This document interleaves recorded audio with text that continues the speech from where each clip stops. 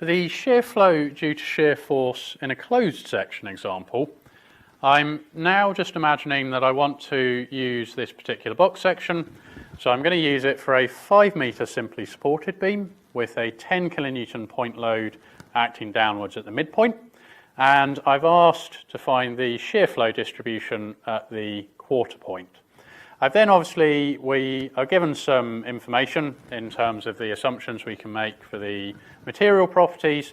And again, because we're going to use centerline dimensions throughout, just for consistency, we might as well calculate the second moment of area, I11, based on standard simplifications. The second part of the question requires us, which we can always do for shear flow, just to check the integration of the shear stress returns the expected shear force. The third part is just asking us to check whether the stress distribution will vary at different locations, and we're expecting this time for the shear force to vary from one location to another. So we are going to have some variation here. And obviously we just need to back that up with some explanation. And then finally, just to check if any part of the beam is likely to fail, or likely to yield rather, in shear under the given loading. And again, just explaining the answer. I've drawn out the information that we have. So I'm using for this example just centerline dimensions. So that's why I'm taking the height of the section from centerline to centerline as 290 millimeters, and then the width of the section, again from centerline to centerline, as 140 millimeters. I've also drawn out the loading setup that we have. So for a simply supported beam, we're not interested in this case because we only have vertical loading in any horizontal reactions, and we know obviously because it's symmetric, because we're loading at the midpoint, that in this case RA and RB will be equal to each other. We're asked to calculate the shear flow at the quarter point, so I'm taking a cut at the quarter point here. My convention is going to be that V2 would be positive going up the way, so that's the shear force V2. Obviously RA here will have a value of 5 kilonewtons based on the symmetry of the setup, and so in fact V2 at the quarter point will be acting down the way, so we'll have a negative value of 5 kilonewtons. So just to check off the shear force diagram, so this is the shear force diagram that we have here. So up until we have the midpoint load, we'll have a shear force of negative 5 kilonewtons. So that's indicating a shear force of 5 kilonewtons down the way, so in the negative x2 direction. After we've had that point load, we'll have a shear force of positive 5 kilonewtons. So that just means a shear force going in the positive x2 direction of 5 kilonewtons up the way. And at the quarter point, so that's where we're looking at, we obviously have a V2 value just equal to negative 5 kilonewtons for this example.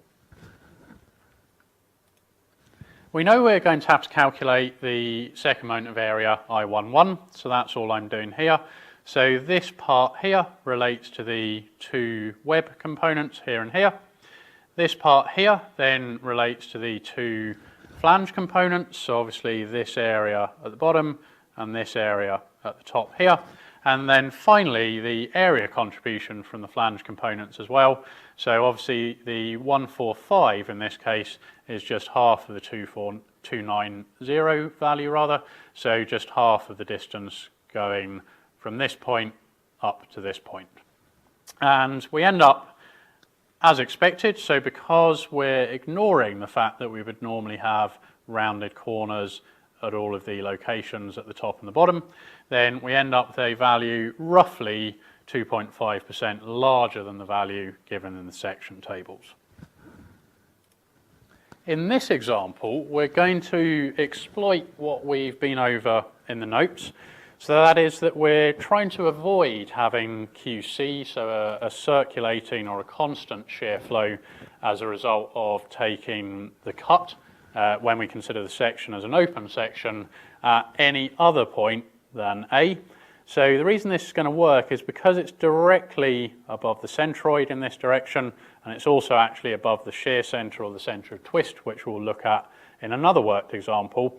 Then we're going to take the cut at A, and that means, having taken the cut, that this effectively becomes a free end, and so we're going to assume that we can work from a shear flow value of 0 here, because obviously if this was a cut, there's no material beyond that point for it actually to shear against, so we couldn't have a shear stress, and therefore we would just have a value of 0 shear flow at that location. I'm only going to work from 1 to 2 in the flange, and then from 2 to 3 in the web. So 3 is obviously along the neutral axis. I could continue around going from 3 to 4 and then 4 to 5, but I'm going to exploit everything that we know about mirror symmetry from here on in. And effectively, mirror symmetry is just meaning that the x2 bar value is going to vary in the same way as soon as we go past the midpoint here, so past the centroid here. Then obviously everything that we had when x2 bar was positive in this section of the cross section, we're going to have x2 bar negative as we go into this section of the cross section. So just working out my first moment of area, so just first going from 1 to 2, and obviously 70 millimeters is the centerline dimension here, so we end up with the value here by the time we've gone from 1 to 2. When we were in the flange, everything was just varying linearly because we obviously just had the S1 term. Going from 2 to 3, so now we're in the web, we expect things to vary quadratically. So I'm just going through and I'm actually putting in the value of S2 equals to 145, so that's obviously half of the total web length, takes us down to the centroid. So I can calculate the first moment of area, and then we end up with this value of shear flow once we're going past the centroid. So I can then just simply exploit symmetry. So exploiting symmetry, I can straight away go on to draw the diagram, so the distribution of shear flow within the cross section. So it's only at this stage that I am now considering whether I had positive or negative value of shear flow. So as we did for the open section, if I look at the values, so I ended up with negative values because we have a negative value of shear force.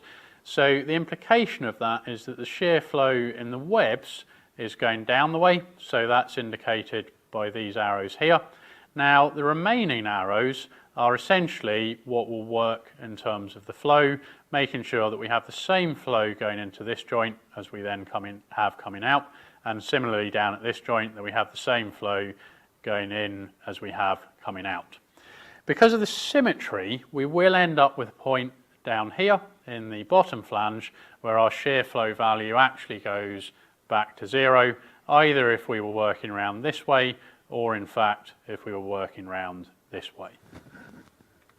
What I'll do at the end of the example is just give a quick illustration of what would have happened if we'd have chosen to work from a different point. But obviously, as we know the shortcut in this case of simply taking the point immediately above the centroid, then we may as well use that shortcut because it's going to save us a lot of calculation time that obviously would be more efficient the more time we can save doing hand calculations. So checking that the shear flow integrates to give us the shear force that we were expecting, I've obviously in this case got 2 web parts. So we're just doing, obviously that gives us the 2 here, so the total length of the web multiplied by the value that we had at the top and the bottom, and then just exploiting the fact that we know that for the parabolic part, 2/3 of the area, so numerically integrating, so this is obviously giving us the parabolic part and then just multiplied by the total length of the web, and obviously we're multiplying by 2 because we have 2 webs. And I find that I end up with a value just below the 5 kilonewtons that we were expecting. Obviously, if I had included the negative signs on the shear flow, then this would have come to a negative value, but essentially we know it is 5 kilonewtons in the negative x2 direction. Moving on to almost the final part of the question. So the question was, will the shear flow or will the shear stress distribution change along the length of the beam? So the simple answer is it will change direction at the midpoint, and that was because if we were to refer back to the shear force diagram, obviously up till the application of the 10 kilonewton load, we would have had a negative shear force, and then after the 10 kilonewton load, we have a positive shear force. So we would have the same diagram, but once we go past the midpoint, we'll find that actually the arrows would go in the other direction. And obviously the confirmation of that is if we were to integrate the shear flow or the shear stress within the web, then we expect it to be going up the way in order to return a positive value of V2 in this case. The final calculation, because we have a constant thickness of 10 millimeters in the cross section, in order to find the maximum shear stress, we simply need to find the value of the maximum shear flow, divide through by the thickness, and we actually end up with a value around just 1 Newton per millimeter squared, or 1 megapascal. So obviously in terms of whether it's likely to yield in shear, it's exceptionally unlikely that that would be the case, as we're well below the shear yield stress that we'd expect for a grade 355 steel. I've not gone into a lot of detail, but what I'm doing here is just showing what would happen if we started from a different point when we take our cut. So rather than taking the shortcut of using a point directly above the centroid here, if I take a point instead for the cut at the top right hand corner here, so we then need to pay attention to the equation. So we know that the total shear flow should be equal to the part if we were to treat the closed section as an open section by taking the cut, and then plus this, what we're going to call either constant or circulating, or if you like, the adjustment based on it actually being a closed section. So obviously by taking the cut where we took it before, we knew that this was just going to be equal to 0. But if we take the cut at an alternative location, so I'm not going into the detailed calculations, but for example, if we start from here and we know that if we've taken the cut, then obviously this is a free end, and so we can assume that we have 0 shear stress or 0 shear flow from that location. So I can work down the way in this web like so, and I'll come back to 0 at the bottom. And I can also work round the way from here, then down, then across, and I would get a shear flow like I have here. Now you can see that at this stage it's not symmetric, and so we would calculate the circulating or the constant shear flow using the equation that we derived in the notes. So this part is obviously just the negative, but integrating all the way round for the shear flow and adjusting for the local thickness. So if we have a constant thickness, this isn't really much of an adjustment. So we would simply go all the way around and we could do a numerical integration. We would pay attention to the direction of the arrows. So you would integrate, for example, in this direction here, but then going round. So if we were to integrate all the way around, this would effectively be negative going up here. So we can either integrate in this direction, or we could obviously integrate in this direction, in which case each of these would be negative.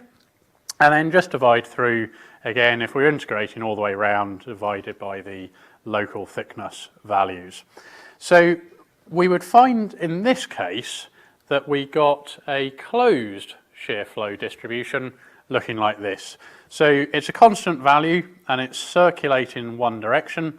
So it would be like this for this particular scenario. And if we add them together, which is obviously what we would do to get the total shear flow, then we simply end up with this shear flow distribution here. And this is obviously what we got by taking the shortcut. So you can see that we save ourselves an awful lot of effort by taking the shortcut. When we're dealing with V2, we would take the location immediately above the centroid, so basically projecting in the x2 direction until we find a point on the perimeter above the centroid. If, on the other hand, we were dealing with V1, we would actually look instead for a point projected along the x1 axis from the centroid, so out to the perimeter. So we could choose this point here, for example.